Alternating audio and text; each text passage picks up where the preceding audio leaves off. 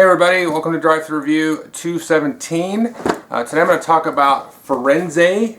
This is a game that is actually a little bit older, but was brought over to the United States by Pandasaurus Games. It's a Pegasus Spiel Games, came out in 2010 I think, so it's about 3 years old now.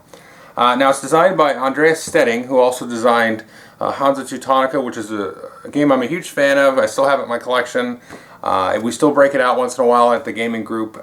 So this is a game, when it was coming out, I was very much interested in it. It looked kind of interesting with all the different cards and the towers and the different pieces that came in the game. But it's very much a language dependent game, so there wasn't like you could just pick up the German copy. I mean, you could do like paste ups and glue stuff onto the cards, but I'm not interested in doing that. So Pandasaurus did a Kickstarter for this, I believe.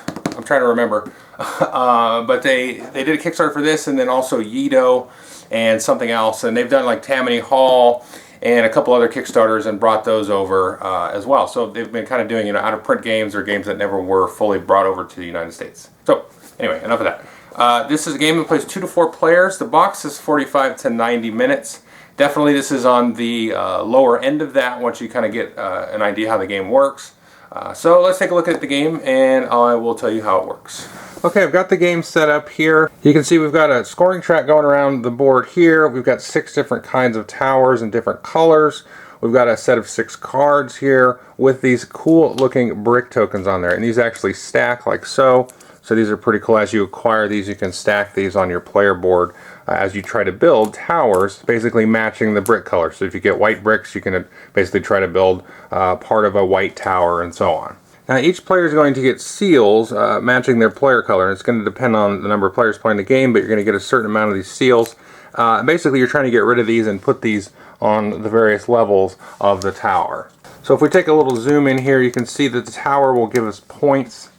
Basically what we're looking at here is, if you look here, basically if you have built a yellow tower that's 3 bricks high, you'll get 2 points. If you do it 4 bricks high, you'll get 3 points. Now you can see some of these are blocked out, and that's random at the game.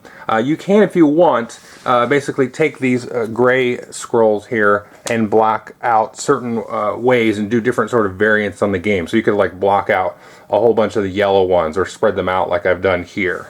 You can also see we have these little tokens here. So you can see this is a 1, and this is tells you to put it on top of the 6th level, so we'll place that out there.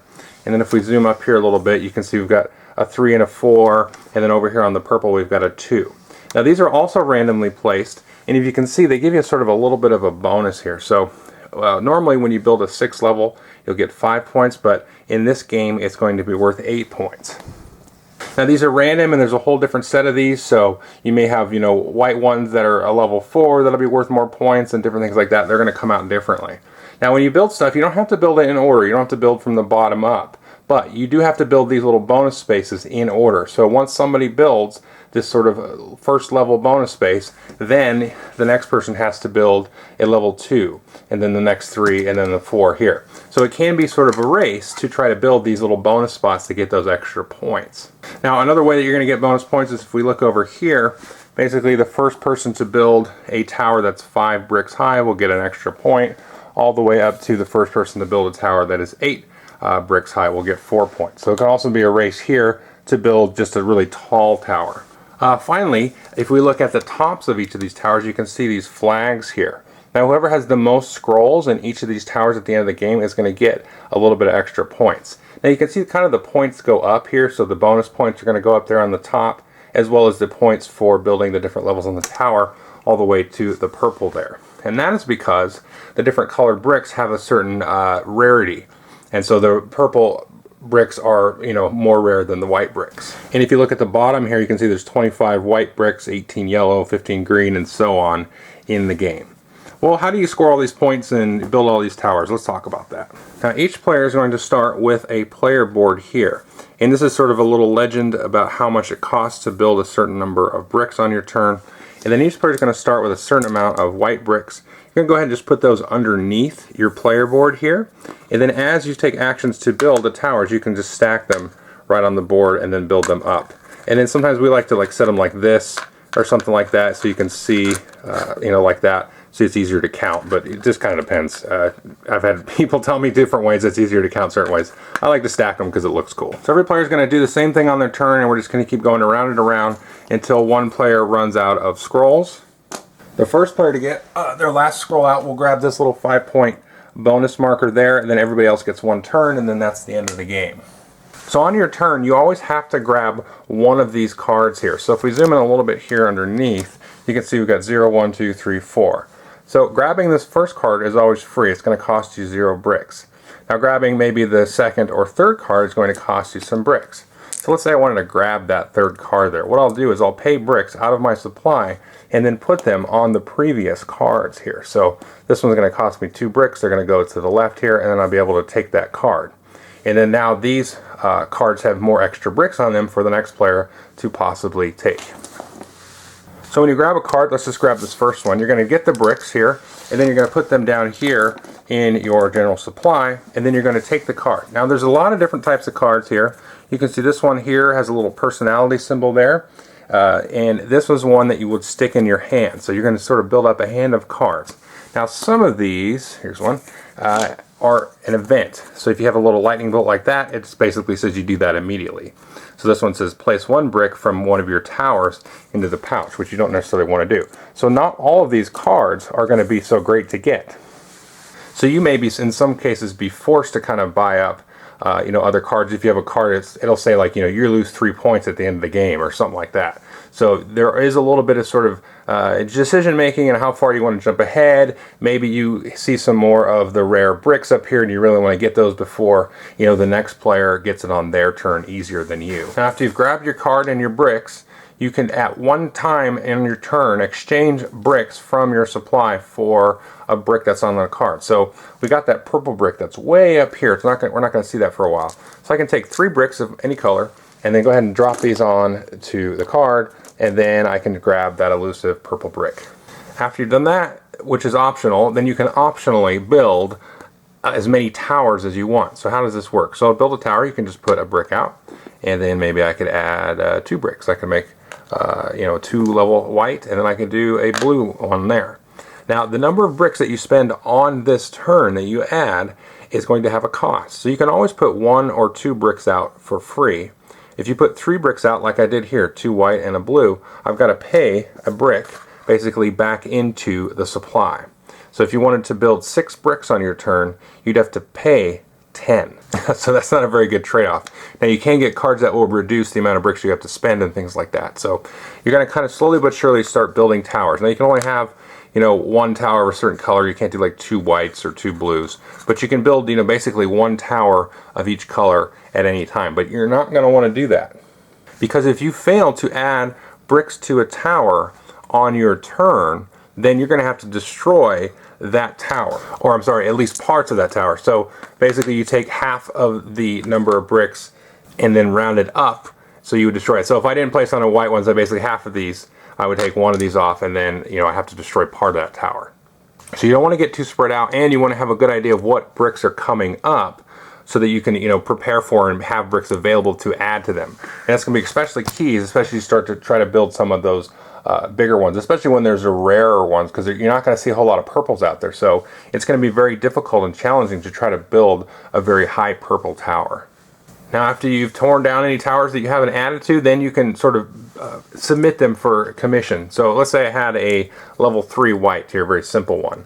I could do that and say, okay, I've got that. If we zoom in over here, you can see you can get a level 3 and get 2 points. So if I was a blue player, I'd put that here. Now nobody else can build that. And then you're going to get, again, that many points. And that's basically your turn. You can build multiple towers in a turn. At the end of your turn, you're going to check and make sure you only have 10 bricks or less, as well as 5 cards or less in your hand. And then we're going to slide these cards down like so. We're going to draw new cards off the top of the deck here. And then we're going to grab 4 more bricks here from this pouch. And then we're going to put them on the new card. So let's just grab these cards and give you a quick little rundown. There's a variety of different things. Like I said, some of these are events here. Like this one, if you take this, tear down one of your towers and place all its bricks in the pouch. Well, you don't want to take that. But you can get other cards like this one. So block the effect of an event card that you draw from the card or row. and discard or discard any one card of your choice from your hand, because remember you've got a 5-card hand limit. So you could take this and you could kind of see this one sort of build up bricks as people skip over it, and then when it gets nice and juicy, if you've got this card earlier, you know, play that, ignore the event, and then take hopefully a lot of bricks. So there's a lot of nasty events and things. Again, there's more patricians here.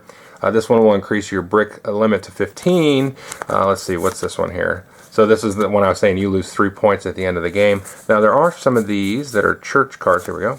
And so the next player who fulfills a commission at exactly 6 levels receives an additional 3 points, and then you discard this card. Now there's some slots here on the board where you're going to put these church cards out. So when you take these, you basically just put them out, and they're sort of available to score. So you want to be a little bit careful about that. So there's all kinds of different things, and basically the idea of it is that there's sort of a consideration between, you know, getting the exact bricks that I want, but if they're on a card that you don't want, it's going to make that decision a little bit trickier. So that really is kind of the game. It's sort of gauging what other people are going to grab and things like that. So that is roughly the game. Okay, I hope you enjoyed the overview. As I said at the beginning, this game definitely plays close to that 45-minute range. If I had to make a comparison, I haven't never really seen a game that works quite like this at all.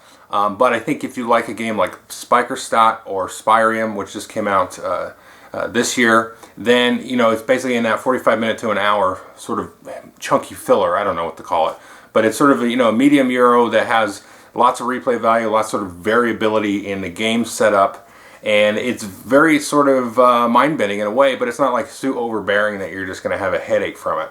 I will say with the player count, my definite favorite player count is 3. Now I still really like it with 2 and 4, but 3 for some reason seems to be that perfect setup, which is interesting because most games, not most games, but a lot of games don't work really well with 3 because one player kind of attacks the other and things.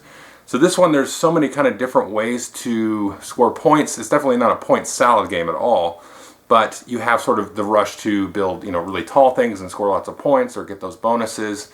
And you have sort of the rush to get rid of your seals and things, and then also to maybe stack up and get some of those extra points on some of the rare towers just by having the most scrolls there. So there's a lot kind of going on, a lot to consider, and a lot of different ways that you can try to score points. So the sort of the dynamics of the table play out better when you have more than 2 is basically the point of that.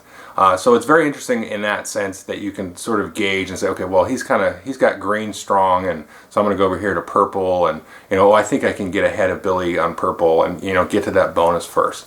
With 4, the row of cards kind of changes a lot, so it's kind of harder to make really good plans. And with 2, it's kind of like, oh, you put a white brick down? Well, I'm never going white. So it kind of is, you kind of play, not necessarily solitaire. It's not, it definitely doesn't, it kind of leans that way though. But it's kind of like, okay, you're doing this, so I'm going to do this instead, because this is going to be that much easier. Now, you don't have to play it that way, but I think if you were kind of playing, catch up too much in a 2-player, you're going to get buried. And I've seen that, and I've been buried by that. So if you kind of go too much head to head, then sort of that, you kind of drive, the flop of the cards kind of drives that a little bit. But it's still fun with 2 players because it does play quick, and there are still interesting decisions with the bricks compared to what's on the cards and things like that. But for 3, it really fits well for a 3-player game, and I really enjoy it. So definitely take a look at this. I think it's just coming out now. So totally take a look at it. The production, everything is gorgeous. I didn't mention Michael Menzel does the art on the cards and the board and everything. And it probably, I'm looking at it now down here, it probably doesn't look that great on the camera, but once you get it set up and you get all the towers stacked and stuff, it looks really cool all set up. So anyway, definitely take a look at it. Thanks.